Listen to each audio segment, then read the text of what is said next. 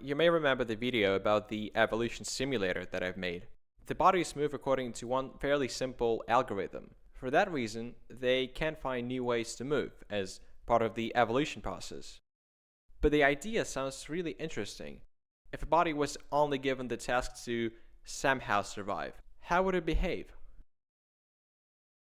The main requirement is that our body has to learn how to survive without any hints or help coming from an algorithm. If we look at this field, it becomes obvious that always eating the closest plant and therefore getting energy from it is the best and the easiest survival strategy.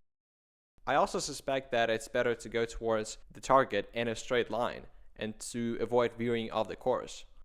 To find out if our assumptions are correct, we're going to use the Actor-Critic algorithm. Now, what exactly did I just say? Well, let's take a step back. The definition of good behavior for a body is when the energy loss on each tick is as low as possible. So we need to tell the body that eating is profitable, since doing so gives it energy.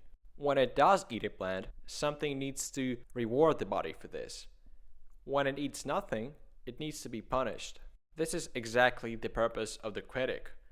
The actor is the body that is rewarded or punished.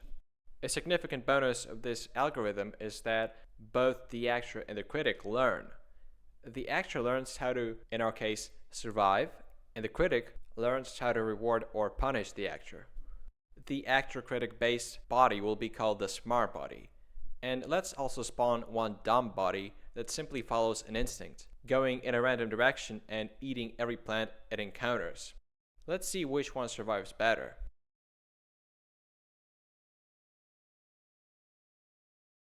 As we can see, the smart body dies significantly more rarely. And I do have to admit that for some reason it refuses to follow a straight line when going towards a plant.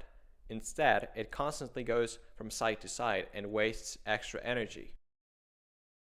Something else I've noticed is that training with a low number of plants is ineffective because the body doesn't know what we define as good, since it doesn't see plants very often. And training with a really high number of plants also results in an inaccurate model, since it's never shown what we define as bad. The skill of survival the body has obtained is truly amazing, but is there anything else you want the body to learn? We could make it adjust the speed, or we could give all plants different levels of energy and see how the body would react to this. Tell me in the comments.